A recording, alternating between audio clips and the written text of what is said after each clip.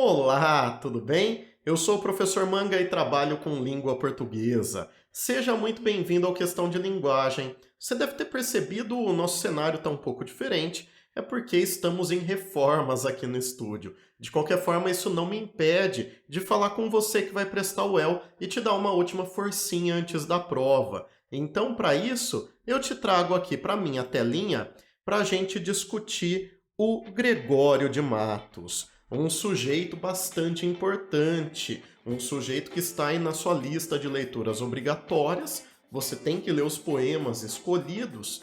E eu optei por pegar duas questões da prova de 2019 que versam sobre esse autor para a gente ter uma ideia de como a banca pode cobrar esse tema na prova de 2021, tá? Lembrando que a gente vai ter uma fase única para o EL agora dia 30. Então, o soneto que eu escolho aqui é esse, né? Descreve a vida escolástica, tá? O Gregório de Matos é um poeta baiano, né, portanto brasileiro, mas que tem uma vivência muito grande em Portugal. Ele vive em Coimbra, vai estudar em Coimbra, se bacharela lá na universidade, atua como advogado em Lisboa e depois volta para o Brasil, né? Passa bastante tempo aqui no Brasil, depois é degredado para Angola, volta para o Brasil. Enfim, um sujeito bastante viajado aí nesse Portugal imperial, né, do século XVII. Então, descreve a vida escolástica. A escolástica é uma filosofia medieval, tá? É uma filosofia cujo expoente máximo é São Tomás de Aquino, mas aqui escolástica é usado num sentido mais comum, né? Não tem a ver com a formação religiosa, mas tem a ver com a formação do sujeito que frequenta os colégios jesuíticos, que frequenta, né, as formações dadas pela igreja. Então, a vida escolástica aqui poderia ser traduzida como a vida da escola, né? Mancebo sem dinheiro, bom barrete, medíocre o vestido, bom sapato, meias velhas, calção de esfola gato, cabelo penteado, bom topete, presumir de dançar, cantar falsete, jogo de fidalguia, bom barato, tirar falsídia ao moço do seu trato, furtar a carne à ama que promete. A putinha aldeã, achada em feira, eterno murmurar de alheias famas, soneto infame, sátira elegante, cartinhas de trocado para a freira, comer boi e ser quixote com as damas, pouco estudo, isto é, ser estudante. Aqui a gente tem algumas características muito fortes da poesia do Gregório de Matos, uma poesia bastante satírica, tão satírica que isso lhe rendeu o apelido de Boca do Inferno, né? O Gregório de Matos é um sujeito com uma língua bastante pontiaguda, uma língua bastante preparada aí para crítica, né? Então, nesse poema aqui, né, que é um soneto, você deve ter reparado, né? Temos aqui dois quartetos, né? As duas primeiras estrofes aqui são os nossos quartetos e a seguir você tem dois tercetos, né? E esse sonetinho é super regular, né? Mancebo sem dinheiro, bom barrete. Você tem 10 sílabas poéticas aqui. Medíocre o vestido, bom sapato, né? Perfeitinho, super regular. Então, é um soneto com versos decassílabos, versos de 10 sílabas poéticas. Legal. Então, né, o que está acontecendo aqui é uma brincadeira, né, que o poeta faz a respeito do estudante. O estudante é um sujeito jovem, tal, né, sem dinheiro, mas que tem um chapéu legal, né, tem uma roupa mais ou menos, tal, meias velhas, calções fala-gato, mas é um cara que na medida do possível tá ali bem penteado, bom topete, né? e é um sujeito muito afeito à dança, né? Canta falsete, faz jogos de fidalguia, né? Tira falsidade ao moço de seu trato, furta carne à ama, né? E é um cara muito afeito às baixarias aí, né? Um sujeito muito envolvido com mulheres, digamos aí, de fama, de reputação não muito boa à época, né? Alguém poderia dizer hoje, né, que esse soneto é bastante coberto aí de uma masculinidade tóxica, né? Afinal, o poeta condena, né, a postura aí do estudante que estaria muito afeito ao convívio de putinhas aldeãs, né, achada em feira, e de cartinhas trocadas para a freira, né? Então, aqui você tem essa espécie de negação do trato religioso, né, e da vida fecenina, da vida aí entregue aos prazeres. Legal, legal. Então temos um soneto com versos decassílabos e é um soneto satírico. Ele satiriza quem? Bom, a chave está aqui, né? No último verso, pouco estudo, isto é ser estudante. Então, né, a descrição da vida escolástica para o poeta, para o Gregório de Matos, dançar, jogar, né, farrear com prostitutas, chavecar freira, né? É esse tipo de conduta, né, que ocupa a cabeça do estudante. Tudo isso menos o estudo, né? Então, pouco estudo, isto é ser estudante. É meio que paradoxal essa conclusão que ele tira, né? Ser estudante é tudo menos estudar. Legal. Dito isso, vamos dar uma olhadinha nessa questão. Sobre o poema, considere as afirmativas a seguir.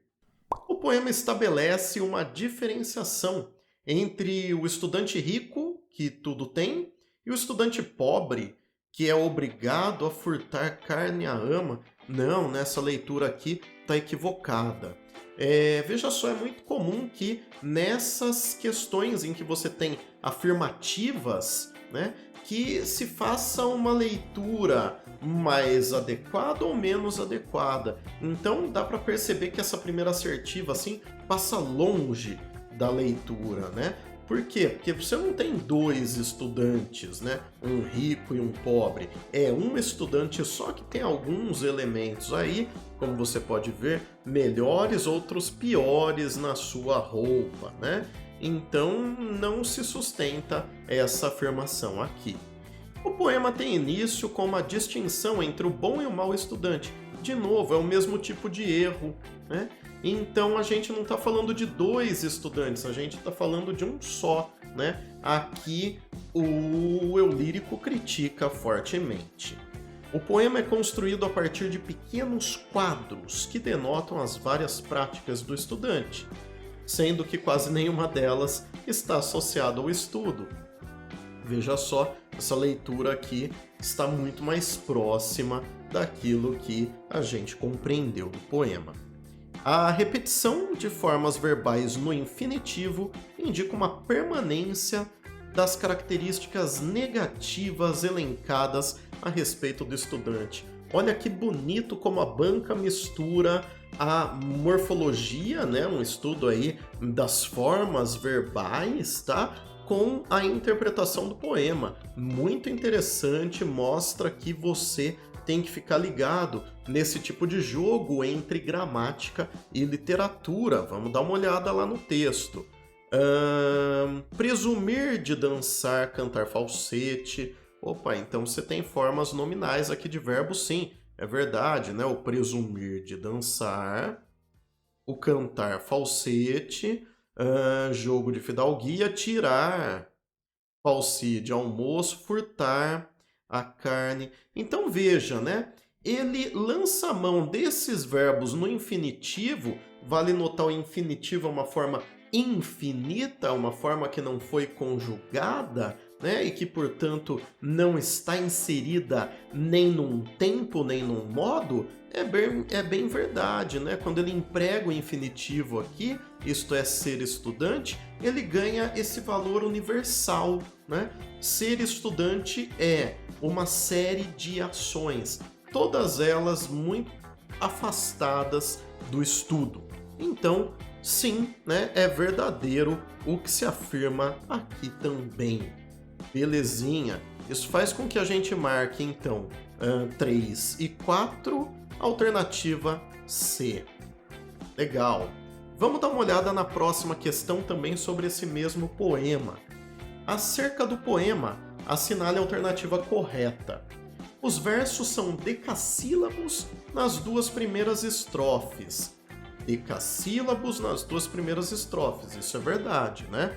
É um soneto que a gente viu aí com 10 sílabas poéticas. Eu chequei os dois primeiros versos, mas beleza. Presumir de dançar, cantar, falsete, 10 sílabas poéticas também.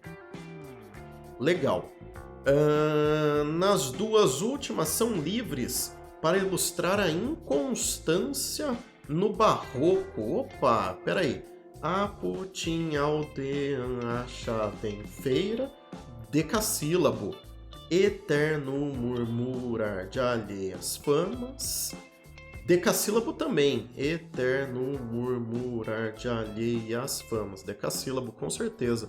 Soneto infame, sátira elegante. Decassílabo também. É um soneto todo com versos decassílabos, tá? E outra, né? Nas duas últimas são livres para ilustrar a inconstância do barroco. O barroco é sim um momento em que o homem está dividido entre a razão e a emoção, mas não é um movimento de formas livres, não. Isso você vai encontrar mais adiante, né? Típico do modernismo, por exemplo, embora você encontre já no romantismo versos livres também, mas no barroco não, né? Não tá legal essa afirmação, não. O esquema rímico ABBA é utilizado nas duas primeiras estrofes. Vamos dar uma olhadinha aqui. ABBA. Vejamos, aqui a gente tem A, barrete, aqui a gente tem sapato B, gato rima com sapato é B também, topete é A. Legal. Aqui você tem falsete e barato, que rima com sapato também, que rima com o esfola-gato. E aqui contrato. Beleza. E volta na rima A. Aí depois a gente tem aqui C para feira e famas. Opa, aqui uma rima nova, hein? D. E aqui elegante. Opa, E. Legal. Aqui a gente voltou a rimar, olha que interessante, C, D e E. Então tem um esquema rímico sim, é verdade que tem um esquema rímico. Vamos ver o que afirma aqui. O esquema rímico, a BBA é utilizado nas duas primeiras estrofes, os tercetos são desprovidos de rima. Não, eles têm um sistema de rimas aí interpostas, né? Eles estão rimando os versos ao longo das duas estrofes. Não, essa aqui tá errada.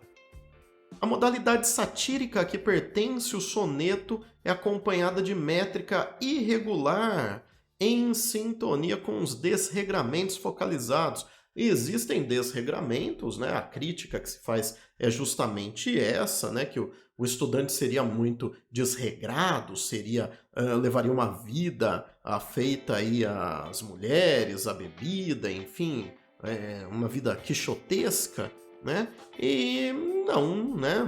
Isso não é verdade porque a métrica não é irregular. Belezinha. Legal. O sujeito lírico adere à expressão de sentimentos conflituosos manifestos pela figura do estudante. O sujeito lírico adere à expressão de sentimentos conflituosos manifestos pela figura do estudante. Não, o sujeito lírico, na verdade, está fazendo uma crítica ao estudante. Ele tá de sacanagem, ele tá satirizando. Então ele não adere à expressão, ele não se compadece do estudante, né? Muito pelo contrário.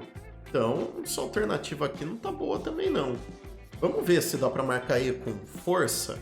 O destaque atribuído às mulheres representa o papel significativo das questões amorosas no cotidiano retratado do estudante. É bem verdade, né? Temos aqui a putinha aldeã, temos aqui, né, as cartinhas de trocado para a freira. Legal, legal, comer boi, ser quixote com as damas, né? Então aqui a gente tem a presença feminina, né, sempre aí como alvo dos desejos do estudante. O estudante é um cara muito mais afim, né, da mulherada do que dos livros na visão do Gregório de Matos. Uma visão bastante crítica, então. Essa alternativa aqui nos parece boa e sim, dá para fechar com a alternativa E. Que legal! Minha gente, eu espero ter ajudado vocês com essa leitura, tá, do poema, levantando esses elementos do barroco que aparecem no Gregório de Matos. Vale a pena, então, dar uma revisada na escola literária, tá? Isso vale para o Gregório de Matos, mas para as demais leituras obrigatórias da lista. Vale a pena você trabalhar com a escansão, né? É importante saber contar sílabas poéticas, saber esquema de rima, porque você viu que a banca pode te cobrar isso sim. Legal? Muito obrigado, façam uma ótima prova e a gente se vê em próximos vídeos. Valeu, até a próxima. Tchau, tchau.